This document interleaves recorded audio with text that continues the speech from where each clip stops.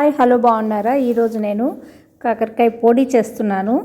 మీరు విన్నది నిజమేనండో, ఈ కాకరకాయ పొడి చేస్తున్నాను అనమాట. పచ్చడి కాదు, కాకరకాయ కూర కాదు, కాకరకాయ పులుసు కాదు, నేను పొడి చేస్తున్నాను. ఏం కావాలో మనం చూద్దాం.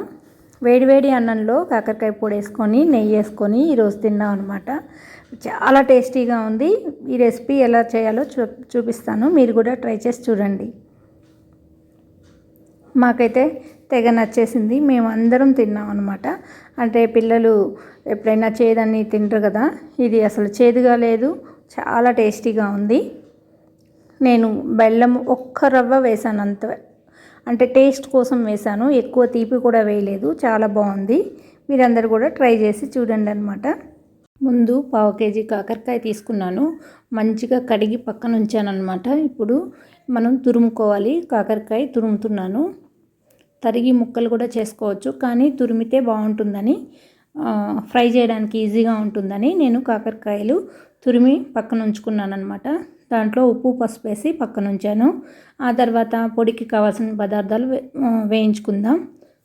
ఒక చిన్న కప్పుతోటి మినపప్పు శనగపప్పు తీసుకున్నాను.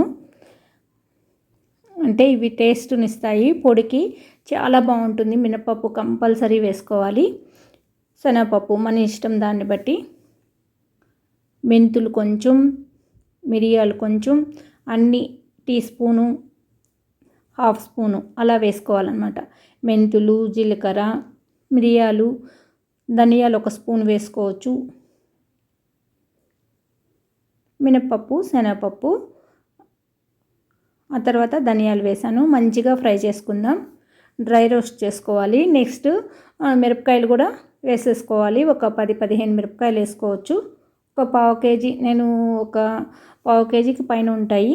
ఒక 5-6 కాకరకాయలు ఉంటాయి పెద్దవి. దానికి ఒక 12-15 మిరపకాయలు వేసాను అనమాట. ఇవన్నీ మంచిగా వేయించుకోవాలి.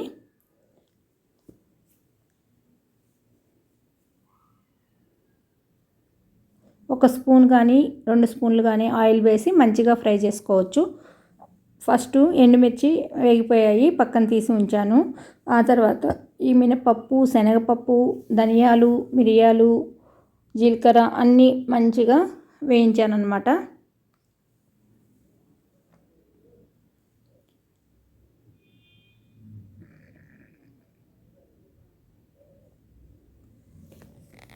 ఎప్పుడు కాకరకాయ తినని వాళ్ళు కూడా తినేస్తారనమాట, అంత బాగుంది కాకరకాయ పొడి. అంటే కరివేపాకు పొడి, కాకరకాయ పొడి, మునగాకు పొడి, ఇట్లా వెరైటీగా చేసుకుంటే ఇప్పుడు మనకు ఓపిక లేనప్పుడు అన్నం వండుకొనేస్తే పొళ్ళు వేసుకొని తినేసేయచ్చు. ఇప్పుడు పచ్చడి కన్నా పొడి బెటర్ కదా. పచ్చడి వేసుకునే దానికన్నా కొంచెం పొడి వేసుకొని వేడివేడి అన్నంలో పొడి నెయ్యి వేసుకొని మంచిగా తినేసేయచ్చు. ఆ తర్వాత పెరుగన్నం కానీ మజ్జిగన్నం కానీ తినేస్తే చాలా టేస్టీగా ఉంటుంది.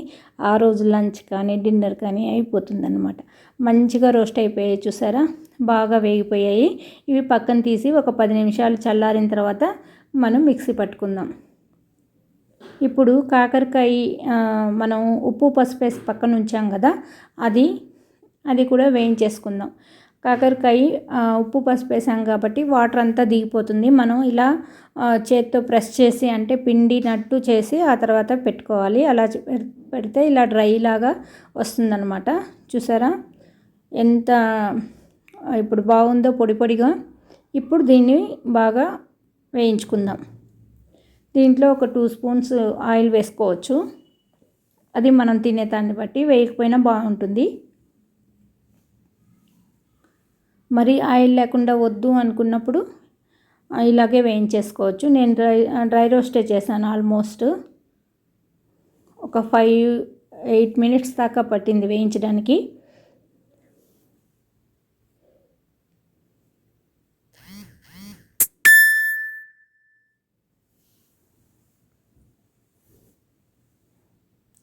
చూసారా, మంచిగా ఫ్రై చేస్తున్నాను.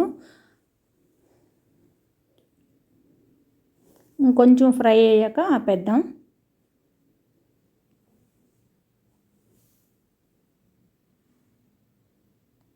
ఇప్పుడు పోపు చల్లారిపోయింది కదా, ఆ పప్పులన్నీ అవన్నీ మనం మిక్సీ పట్టేద్దాం. చూసారా, ఈ మాత్రం వేయించుకుంటే సరిపోతుంది. పక్కన ఉంచేసాను చల్లగా అయ్యాక మిక్సీ వేసేసుకుందామని. ఇప్పుడు ఫస్ట్ ఈ పప్పులు మిరపకాయలు వేసి మిక్సీ వేసేసుకుందాం. చల్లారిన తర్వాత వేసుకుంటే మంచిది కదా మిక్సీ అనేది కానీ ఎప్పుడు కూడా వేడి మీద వేస్తే ముద్దగా అవ్వచ్చు.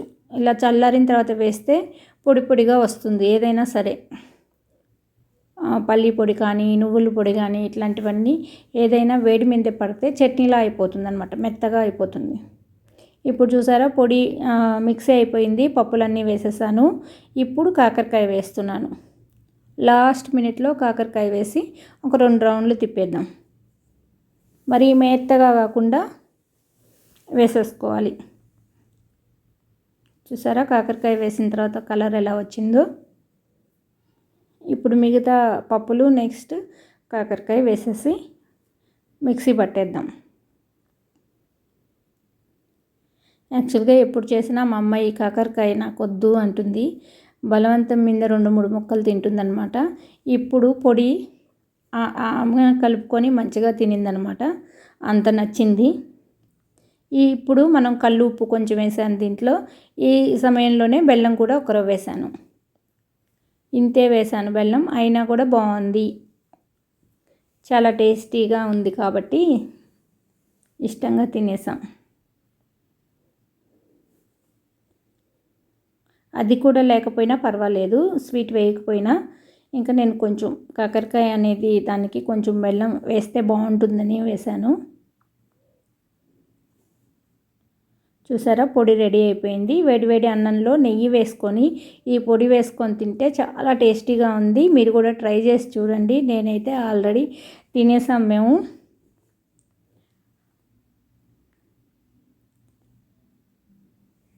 ఈ రెసిపీ మీకు నచ్చినట్లయితే లైక్ చేయండి, షేర్ చేయండి, సబ్స్క్రైబ్ చేయండి. థ్యాంక్ యూ అండి. బాయ్ అండి. ఇప్పుడు ఎవ్వరు పెట్టుండరు ఈ రెసిపీ, మీరు చూడండి. ఫస్ట్ టైం నేను కూడా విన్నాను, చేశాను. టేస్ట్ బాగుంది కాబట్టి మీ అందరికీ షేర్ చేస్తున్నాను. ఓకే అండి, బాయ్ అండి.